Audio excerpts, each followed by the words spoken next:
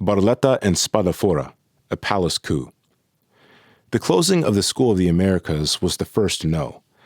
I've already described the second no. It was my absolute refusal to help the Americans in Central America, capped off by my rejection of Oliver North's plans for us in Nicaragua. But there was one more incident, the murder of a government critic in a military plot against me within my inner circle, both of which led to the dismissal of Nicolás Barletta as president of Panama. The United States agreed in 1984 to support Barletta as president. Barletta had been living for a long time outside of Panama, working for the World Bank.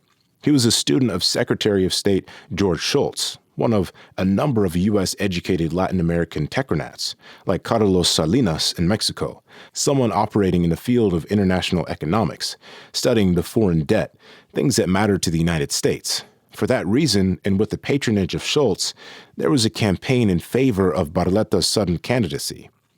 This didn't bother me at all. In military command meetings, we had decided that it was a good idea for the civilians to take a stronger hand, especially in economic policy. We opposed Arnulfo Arias's candidacy from the Panamanista Party, and so did the Americans. The old Caudillo invited me to his beach house just before the election campaign and told me outright that one of his campaign promises would be to dismantle the military, the same thing he tried to do in 1968. With the support of the PDF and the PRD, Democratic Revolutionary Party, Barletta was elected by a narrow margin in 1984. That was what the Americans wanted. Arias complained that the election had been stolen from him, but his complaints were disregarded. The United States sent an official delegation to the inauguration. Among those attending was former President Jimmy Carter. With Barletta's presidency, I agreed that the military should take a less active role in economic and political affairs. Upon his inauguration, I told Barletta that we wanted to return to the barracks. With your election, I said, the country will dine on democracy for breakfast, lunch, and dinner. This was not to be. Barletta began to face criticism. There were general complaints that he was a terrible manager and a weak leader. He knew nothing about building consensus, neither in the legislative assembly nor among the people. Barletta started mouthing U.S. economic analysis, which said that countries like Panama needed to impose severe cost-cutting controls to curb the government debt. The International Monetary Fund, in concert with Reagan administration policy, was pushing deficit-cutting measures throughout the hemisphere. The result was certain to be the loss of hundreds, if not thousands, of civil service jobs. Instead of creating political alliances, negotiating and selling this to the legislature and the country, Barletta simply announced his support for the measures and remained aloof. He was highly criticized. Labor unions, especially those representing public employees, became restive, charging that he was surrendering Panamanian sovereignty to U.S. economic theory. His reaction was to run for cover, behind the support and prestige the military could offer him. But this was not the only problem. The political temperature was rising all around us. Barletta and I were both targets of someone who was plotting to undermine my leadership of the Panamanian Defense Forces. As reported in the book Our Man in Panama, with both the president and Noriega out of the country, Diaz Herrera decided to make the move he had been secretly contemplating since Noriega took over as comandante. He took the first steps toward overthrowing Noriega.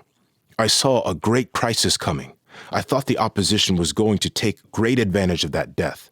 So, with Noriega away, I tried to see if I could orchestrate something against Noriega himself, something inside the barracks and with the politicians at my side.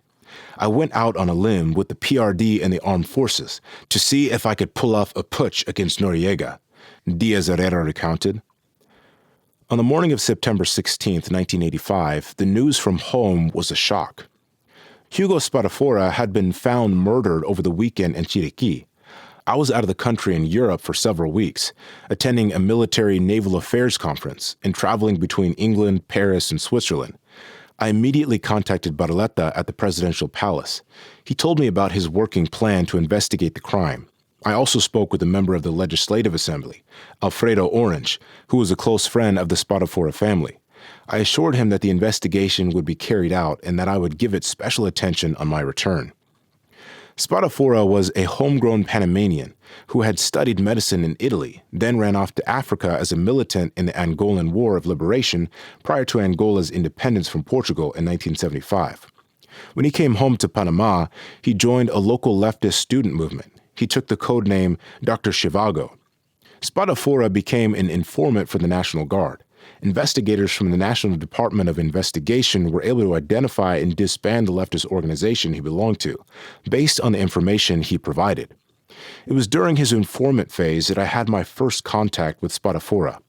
I was serving at the time as captain in charge of an elite infantry brigade called the Pumas de Tocumen. Over the years, I got to know him well and helped advance his career when I could. I saw him rise from youthful informant to vice minister of health to the head of a Panamanian brigade that volunteered to help the Sandinistas overthrow Anastasio Somoza in Nicaragua. As the Sandinista march to victory gathered strength, Spadafora and the Victoriano Lorenzo Brigade were there. History found Spadafora marching toward Managua and the eventual victory of the Sandinistas alongside Commander Zero from the south. But Daniel Ortega and Tomas Borge in the main column of the Sandinistas were advancing from the other direction, and they beat Zero to Managua. That broadened the animosity between Aden Pastora and the rest of the Sandinista leadership. Spadafora was left on the short end. As the Americans began organizing the Nicaraguan Contras in the 1980s, Spadafora was there too. Spadafora worked with the Contras. As he also established arms-dealing contacts in Central America, inevitably he brushed shoulders with both the American establishment on one side and drug dealers on the other, both trading arms for drugs. At this point, Spadafora's intrigues already were a mixture of ideology and criminality, dependent only on the singular goal of making money. Having set up base in San Jose, Costa Rica, he made a slow transition from rebel fighter to businessman and wheel dealer. We maintained an active intelligence-gathering operation in Costa Rica, both because it was a border country and because it had become spy central for various spy agencies. Spadafora was one of a number of Panamanians operating in Costa Rica about whom we received regular reports.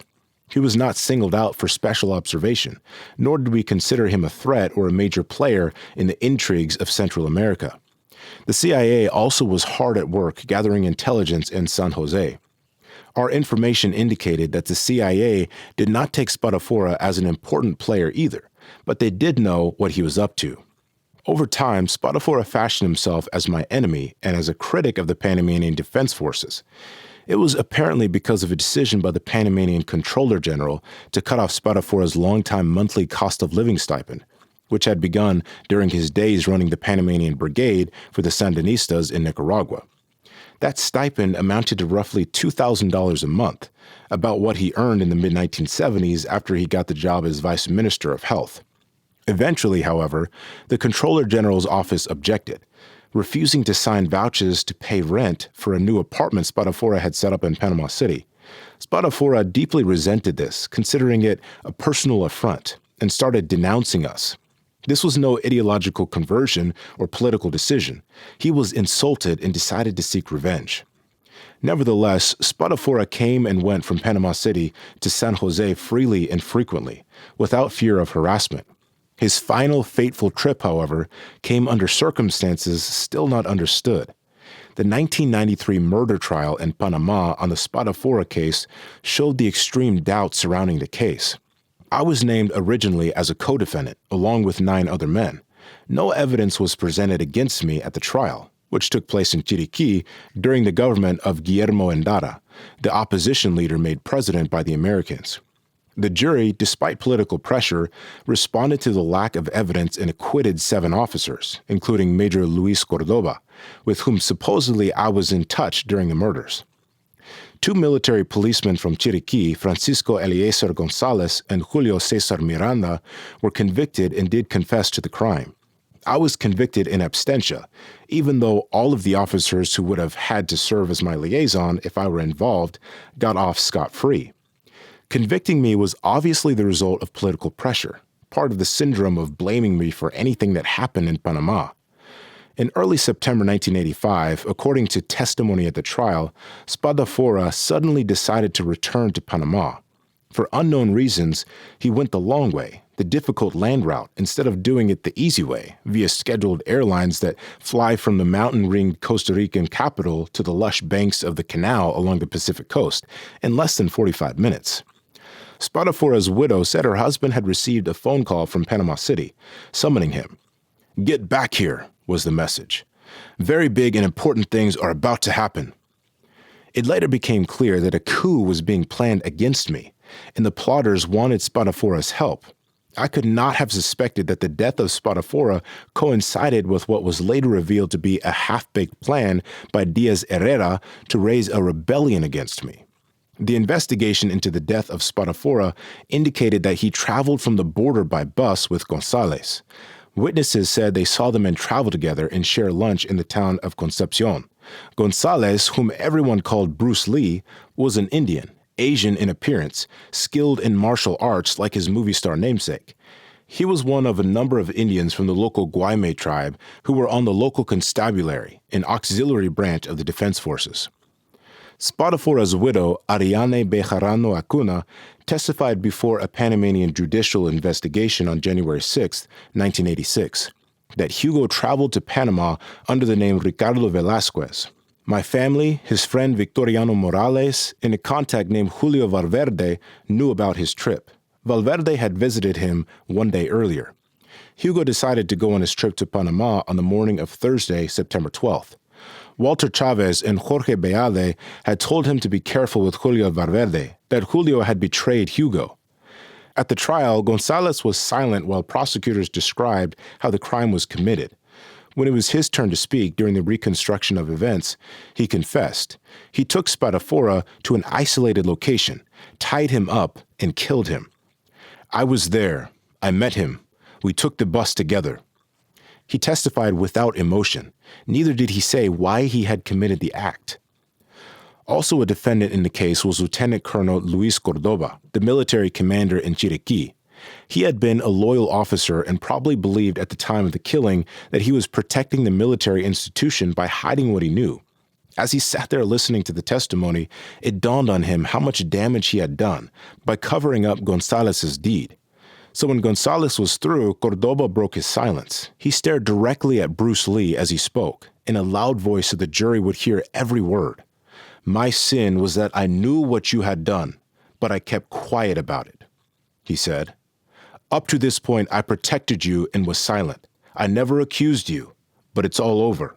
I'm not helping you anymore. You're the one who did it, Bruce Lee. I never got an order to do this, and I never gave you one. You killed him. Tell them. Did I give you the order?" Bruce Lee looked away and said nothing. And that's the way it was left. Cordoba helped cover it up, fearing that the defense forces would be blamed, but neither received orders nor ordered nor participated in the crime. Years later, even after the 1993 trial was over and the murderer was identified, there still remained doubts. Was it a simple case of robbery? Was it a contract killing based on a double cross and an arms deal? Was it retribution stemming from the Central American Wars? No motive was ever revealed.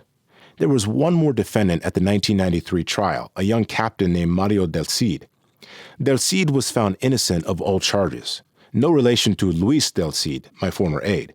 He was caught up in the Spadafora case. According to him, Diaz Herrera had invited him to join in the rebellion against me.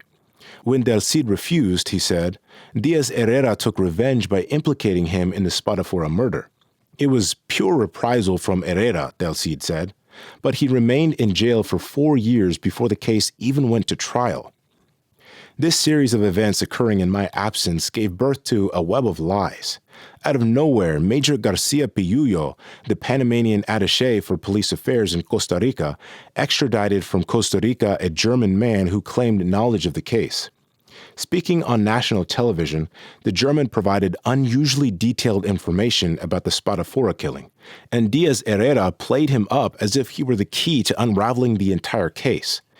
But our investigators took a look at his claims and determined they were pure fabrication. The German disappeared from sight as quickly as he surfaced. Barletta, already in trouble with the leadership of our Democratic Revolutionary Party because of his plan to embrace IMF budget-cutting recommendations, now got involved in a constitutional dispute about whether he had the authority to convene a commission of inquiry about the Spadafora incident. I had completed my visit to Europe and flew finally to New York, where I had promised to meet with Barletta, who was preparing to attend the UN General Assembly. When I got to New York, we made several attempts to meet, but were thwarted by scheduling problems. Barletta and I both had meetings. He met on economic matters with Schultz and other officials. I met with foreign leaders, including Premier Felipe González of Spain. While something told me to stay in New York and talk to Barletta, my concern about the situation back home won out. It was nighttime when I got back to Panama City. At the arrival area at the military section of the airport, I found a group of legislators waiting for me, demanding Barletta's head. They were fed up and said the assembly wanted nothing more to do with him. Barletta arrived from New York the following day. He sent a helicopter to the airport and brought him directly to command headquarters for consultation. The meetings were in my office and lasted most of the day. Attending were Barletta, Jorge Abadia, the foreign minister, Colonel Marcos Justin, and Romulo Escobar Bethencourt. The proceedings were an airing of the situation and the charges. Barletta's responses were slow and deliberate. I was there to listen, serving as moderator for the discussions, which continued through lunch, occasionally extending outside my office, up and down the corridors outside. Barletta tried to debate the issue on a higher level, using economic and political reasoning. He mentioned neither Spadafora nor the investigations nor anything of the sort. He spoke about his future and his political support, and one thing stood out. If you people get rid of me, you'll be replacing me with Del Valle, a member of the oligarchy. You will certainly have no friends in his circle. You will be sorry if you get rid of me. Do you really want to replace me with the Rabi Blanco? Barletta asked rhetorically. Rabi Blanco, whitetail, was our slang term for the wealthy oligarchy in Panama. Are you sure about that? He said, arguing that he was still a viable president and the best insurance the PDF had. Time proved him right. It was clear that the Americans knew what was up. Halfway through the meeting, I received calls from both Nestor Sanchez at the National Security Council in Washington and from U.S. Ambassador Everett Briggs. Listen, Tony, Sanchez said, I hope you're not really going to dismiss Barletta. This is going to touch off lots of tremors back here. They're not going to like it. He was very conciliatory, not surprising since we had often worked together cordially on other issues. I can't say he was a friend because there are no friends in such matters, but I can say we had maintained good professional contacts in the past, when he was in the CIA and later at the State Department. Manuel Antonio, as your friend, I must tell you it will never be forgiven at the State Department. They will view it as if you had staged a coup. You are going to have problems, many, many problems as a result. Think about it. Think it over, he said. He didn't say any more, but he definitely had made his point. Briggs was more blunt. Barletta should be left alone. The U.S. ambassador was no friend, but he had been identified to me as more than an ambassador, a CIA contact as well. He said he was passing along a little free advice from Schultz himself. Don't do it, he said. Don't do it. I told both Sanchez and Briggs that it was impossible for me to keep Barletta as president. I tried to explain the domestic political atmosphere and the pressure for him to be ousted. Understanding none of this and disinterested in Panamanian politics, they didn't believe me. They saw this simply as my once again saying no and turning against them. Well into the afternoon, no one had budged in their positions. Barletta asked to speak to me in private. Everyone left, and he addressed me in the same friendly manner in which we always treated each other. Tony, can't you help me? Isn't there anything you can do? That's it, Nicky. There's nothing I can do, I said. You've heard how they all feel. The debate lasted for hours, but finally Barletta relented when he understood that our decision was firm. He announced his resignation. I undoubtedly could have used my influence to maintain Barletta in power, but the political cost would have been great. Everyone was lined up against him. 2 months after Barletta's dismissal in December 1985, I received a message from General Galvin, the head of the U.S. Southern Command, that John Poindexter, the president's chief of staff, would be making a stop in the former Canal Zone en route to elsewhere in Latin America. He wanted to meet me at Howard Air Base. I didn't know who Poindexter was or what his objectives for the meeting might be. I agreed to meet him, unaware that I was about to be subjected to one of the most arrogant, empty-headed performances ever staged by an American government official. Later, I found out that local CIA and U.S. military representatives at the U.S. Embassy had tried to brief Poindexter before our meeting, but that he had been disinterested. He didn't want reality or substance to interfere with what he had to say. "I am here representing President Reagan and George Shultz," he began, soon after we were ushered together into a meeting room at the airbase. Seated no more than 6 feet away from me, he puffed on a pipe and spoke coldly, his eyes never meeting my gaze. "By the end of this year, Barletta must be returned to power, and Panama must terminate its role in negotiating peace in Central America," he said. He sat there arrogantly, puffing away in a display of bad manners, wearing a loud, ugly sport jacket that seemed to fit his obnoxious demeanor. But his words were worse than the image he made. I remember being fascinated by the way that his eyes focused off at an angle the entire time he sat there, looking at some indistinct point in space. My aide, Lieutenant Moises Cortizo, did the translating for me, but was having trouble maintaining his composure. Panama should break relations or diminish relations with Cuba, as well as limit the Cuban presence in Panama. The Panamanian military doctrine is a bad ideological example for other armies in the region. On and on he talked, focusing on that imaginary point somewhere over my shoulder. Cortizo, a West Point graduate, and several other Panamanian officers present tried to catch the eye of the U.S. Embassy representatives in the room, who also looked away, probably wishing they were somewhere else. Even though Poindexter was not man enough to look at me, my gaze was fixed on him as he went through his tirade. Several times I had to stop Cortizo from allowing his indignation to boil over. He could hardly hold himself back. General Galvin, who had come along for the meeting, had to make sure that temper stayed under control. When Poindexter finished, I continued looking straight at him. I hardly knew how to take his rude, threatening, outrageously ill-mannered, disconnected performance. But I answered him. "You are a high-ranking official from Washington, but you are very much misinformed," I began. "Whatever information you think you have, your words are worthless. Your words and threats are an insult. The United States owes a debt to Panama and to me for the always respectful relationship we have enjoyed these many years. Leave, go back wherever you came from, but find out about Panama before you ever bother speaking to me again. Have somebody brief you on the truth of this relationship." Poindexter's startling performance made it clear that the U.S. relationship had changed drastically. Washington was hostile and incapable of dialogue. They wanted to dictate, and Panama was not responding the way they wanted. Now that Barletta was out, we were no longer compliant with U.S. policy. Panama was an outlaw regime. I had said no once too often. I could no longer be trusted. For our part, we started to miscalculate the Americans. We did not understand that the United States had become our enemy. We did not understand that the enemy would go to any lengths to control us, to destroy us.